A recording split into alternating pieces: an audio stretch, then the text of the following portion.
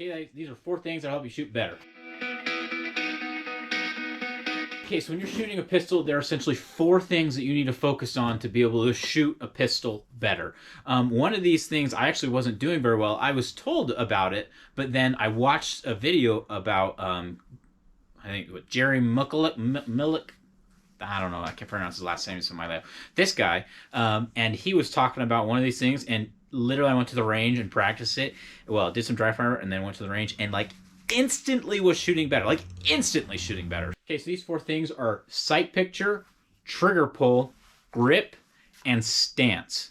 So their importance is pretty much like the first 3 are really important. The last one, honestly, I've seen videos of people proving that your stance is an important shoot, especially with pistols, because they don't kick as bad and standing one like. But anyway, so the first one, let's go through sight picture. So the sight picture, essentially, you have a rear sight and your front sight.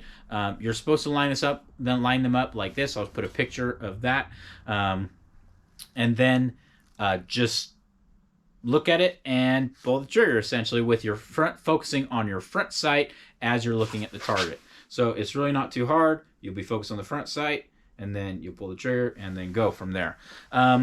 These people are most used to these iron sights. I actually prefer red dots. This is a Springfield Hellcat with a red dot, and the reason red dots are a little bit nicer is normally with iron sights you're lining up a couple things. You're lining up the rear sight, front sight, and your target. So you're lining up 3 things. With the red dot, you're just lining up the dot on your target. So it's only 1 thing, well, 2 things you're lining up, and then also red dots give you more of a field of view because you're actually focusing on your target and you just kind of see the dot there. Whereas with your irons, you're focusing on your front sight, so you get a better field of view, and you're only lining up 2 things, so it's faster. In fact, competition shooting, there's actually separate classes for shooting with a red dot, and they're always better and faster. So their red dots are better. They take getting used to, though. Okay, the next thing is going to be your trigger pull, and this is really an introductory movie, so video, guys. So if you're getting mad at me like, oh, you didn't go over like this or that or the other, okay. So with trigger pull, the biggest thing is you're going to be wanting to just pull straight back. People have a tendency to, when they pull the trigger, to jolt off target just a little bit. In fact, when you're dry firing, you can practice this by watching it, and it's especially noticeable with the red dot when you're pulling the trigger.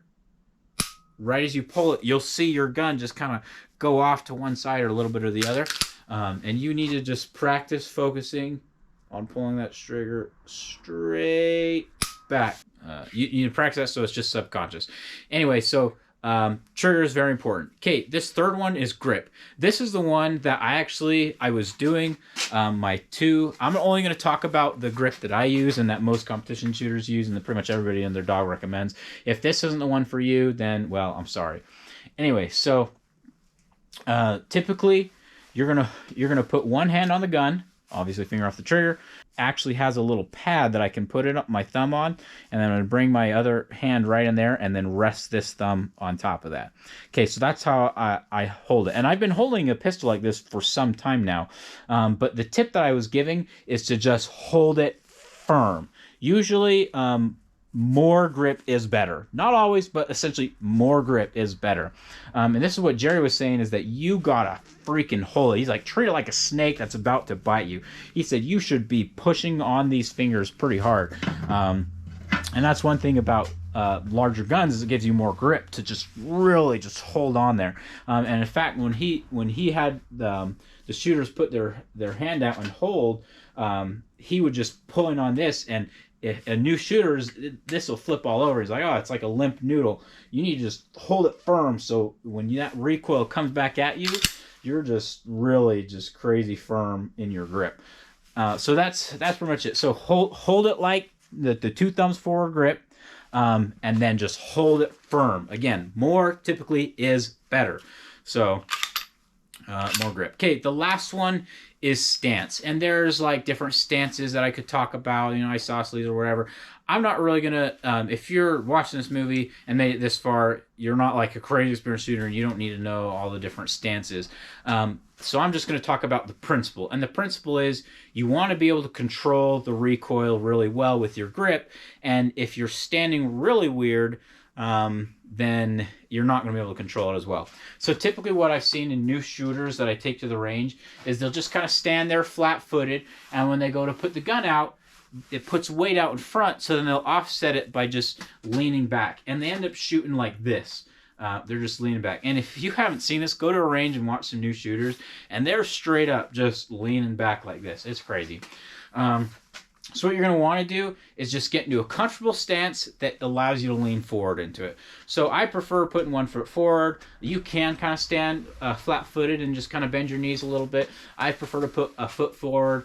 It's just personal preference. I'm not going to go all the different stances, but I prefer to put 1 foot forward, lean into it, get a good grip, line up the sights, and pull that trigger straight back. And that's pretty much the gist of it. Another thing that new shooters will do, though, is recoil anticipation. They will, especially with smaller guns, they'll anticipate the recoil and dip right before the shot, causing their shots to go low. And people think, oh, what's wrong with the gun? It's probably nothing wrong with the gun. That's beside the point. So you don't want to anticipate the recoil. And one thing that I like to do to like show that is to get a snap cap.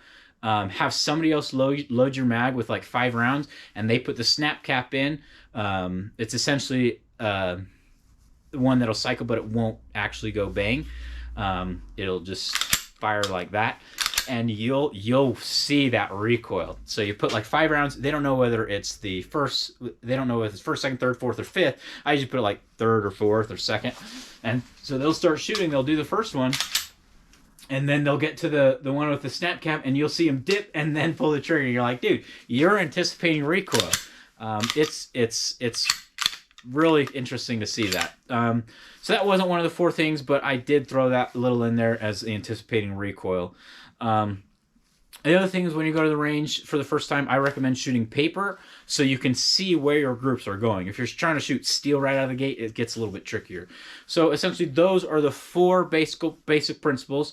So sight picture, trigger pull, grip, and your stance. So if you master all those, you will be a much, much better shooter. Okay, guys, so that's pretty much it as far as the 4 things that you need to focus on when shooting pistols. And the cool thing is, other than all 4 of those things that I mentioned, you can practice dry firing. So I highly recommend practicing dry firing. The only thing that you won't get practice in is your recoil control with dry firing. But everything else, you can practice dry firing. So I highly recommend practicing dry firing, especially with the red dot, because you can see your dot going off and you can see how unstable you are when you're holding your pistol. Okay, guys, if you have any comments, questions, concerns, please put those in the comments below as always. And I'll see you next time.